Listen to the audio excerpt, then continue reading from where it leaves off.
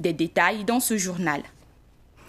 Plus d'une centaine de terroristes neutralisés, c'est l'opération Tanli 2 qui a abouti à ce résultat.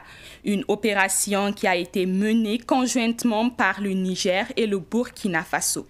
Le bilan a été donné dans un communiqué du chef d'état-major des armées. On vous en dit plus dans quelques instants. Une fois de plus, bonjour. Après 3 ans passés à la tête du gouvernement, le Premier ministre Christophe Dabiré s'en va en laissant les mêmes problèmes qu'il a trouvés en janvier 2019. En dehors du front social qu'il a calmé, le reste de son bilan est mitigé. Suivons le commentaire de Soumaïla Rabo. Réduction du train de vie de l'État, renforcement du dialogue avec les travailleurs en grève, sécurisation des localités en proie au terrorisme, lutte contre la corruption et relance de l'activité économique étaient entre autres défis à relever par le Premier ministre Christophe Dabiré quand il arrivait en janvier 2019. 3 ans plus tard, de nombreux chantiers restent en l'état. La promesse de réduire considérablement le train de vie de l'État est restée lettre morte. Les 2 semaines que le chef du gouvernement s'était donné pour agir sur cet axe ont été vite oubliées sous la pression des dossiers et du quotidien. Bien pire, c'est sous son magistère que le scandale de la voiture de 96 millions de francs CFA de la ministre de la Culture Élise Ilboudo a éclaté. La lutte contre la corruption est aussi restée en l'état, donnant du grain à moudre à la SELC et au RENLAC, convaincus désormais que l'impunité règne en maître au Burkina Faso. Sous Christophe Dabiré, l'espoir de relancer la croissance économique s'est progressivement amenuisé, surtout avec la survenue du Covid-19 en mars 2020. Cette maladie a contribué à plomber la croissance économique, dont le taux est passé de 6,2% en 2019 à 2% en 2020, avec des pertes budgétaires de 306 milliards de francs CFA.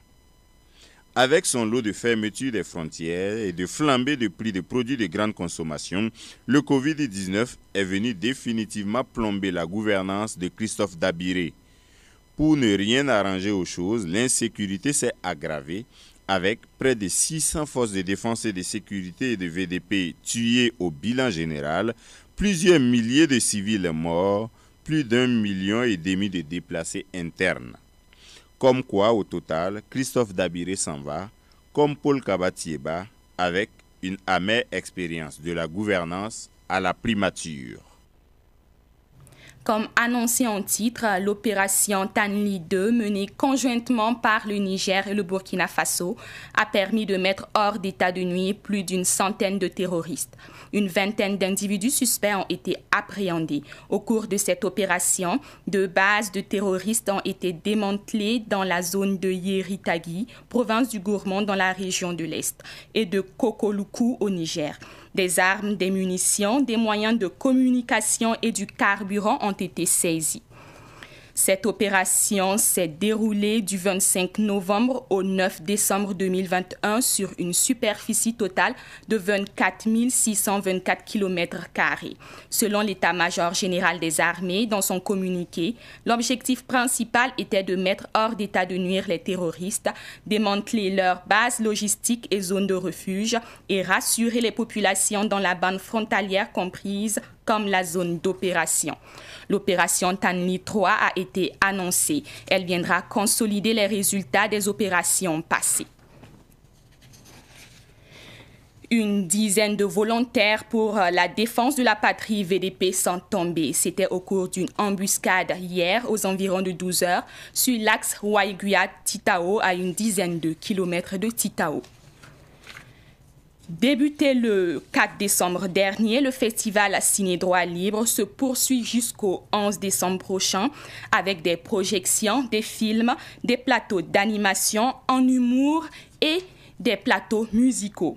Hier, Alif Naba et Vieux Farka Touré, fils de Ali Farka Touré, ont tenu le public en haleine jusqu'au petit matin. Vieux Farka Touré et Johnny au micro de Pakisba Mariam Ouedraogo.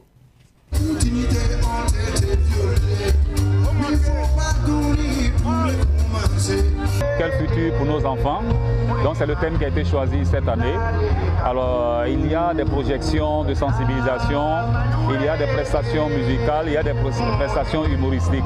Donc tous les soirs on se retrouve dans cette ambiance, faire passer de bons et de beaux messages afin que cette 16e édition de Ciné Droit Libre soit une réussite. Donc c'est Honora, et là c'est Alif Naba qui est en train de faire le show. Demain, ça sera du reggae 100% avec le parrain lui-même qui sera présent, Alpha Blondy, une icône du reggae mondial. Et nous aurons Freeman Tapili, Ima Ado. Et le samedi, nous aurons la jeune génération avec Kaya Oto, Ali Ponré Premier et Sar Telecom qui vient demain pour l'humour aussi.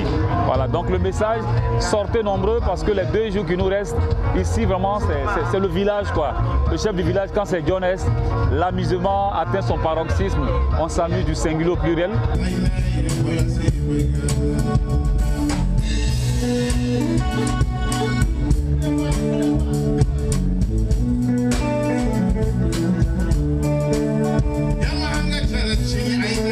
Moi, je suis toujours content de venir ici. Ce n'est pas seulement à Ciné Droit Libre, mais à Ouaga. Vous savez, j'ai de très bonnes relations, de très bons souvenirs entre moi, mon père et Ouaga. Donc, vous voyez, c'est une très grande histoire. Donc, je suis toujours fier, ému d'être parmi vous, les Ouagalais. Ici, au Mali, au Niger, un peu partout, on a les mêmes situations, on a les mêmes problèmes aujourd'hui. Donc j'espère, tout ce qu'on peut faire, nous les artistes, c'est d'éduquer les gens, c'est de faire comprendre les gens comment, pour qu'ils ne puissent pas balancer de l'autre côté. Le directeur général de l'Office national de la sécurité routière, ONASER, Adama Kouraogo, a déclaré mardi dernier à Koudougou que les accidents de la route font perdre à l'État burkinabé 250 milliards de francs CFA par an. Selon lui, l'État est privé de 3% de son produit intérieur brut PIB. Il a relevé que l'on enregistre plus de 20 000 cas d'accidents par an. Pour l'année 2020, il a énuméré plus de 20 000 accidents avec plus de 1000 personnes tuées. Le directeur général de l'ONASER a noté que même si certains accidents sont dus à des défaillances des véhicules ou de l'environnement, 80% des accidents sont dus au comportement des hommes. Il exhorte donc l'ensemble des Burkinabés à mieux se comporter en circulation en respectant le code de la route. À présent, parlons de toute autre chose, parlons de lutte contre la corruption. Le Centre de recherche et d'études sur la déontologie, l'éthique et la corruption pour l'effectivité des droits humains, CREDEC-EDH, apporte une nouvelle approche de lutte contre la corruption.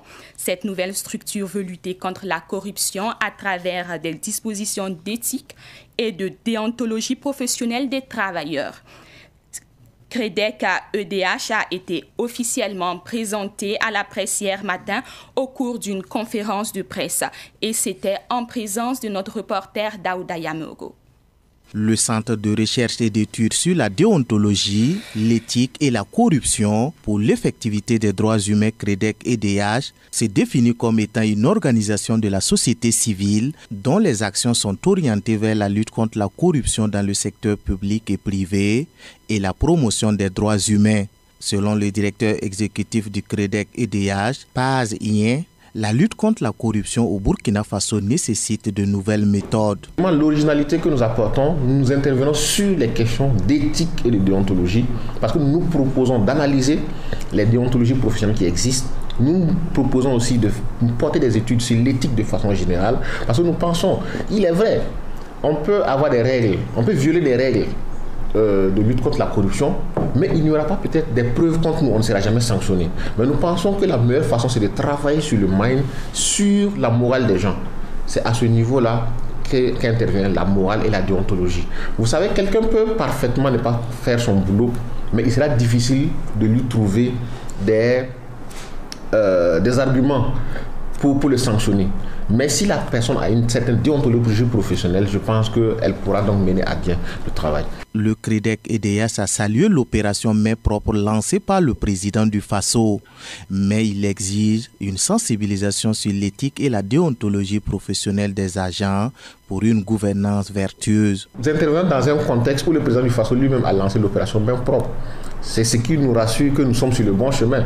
Parce qu'au sommet de l'État, les gens se sont rendus compte qu'il est impératif, quelles que soient les politiques publiques, quelle que soit la pertinence des politiques publiques, la pertinence des textes que nous adoptons, ça sera toujours biaisé tant que la corruption existe. Et nous l'avons dit, tant qu'il y aura la corruption, on n'aura jamais suffisamment à manger tant que les gens vont détourner l'argent qui a été affecté pour manger.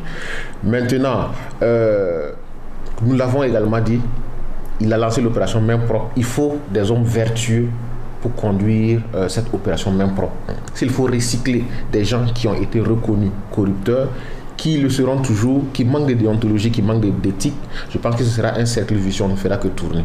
Donc, le CREDEC-EDEAS se fixe également d'autres objectifs pour lutter contre la corruption, à savoir des animations de conférences, des panels, des formations, des sensibilisations, des dénonciations et des plaidoyers.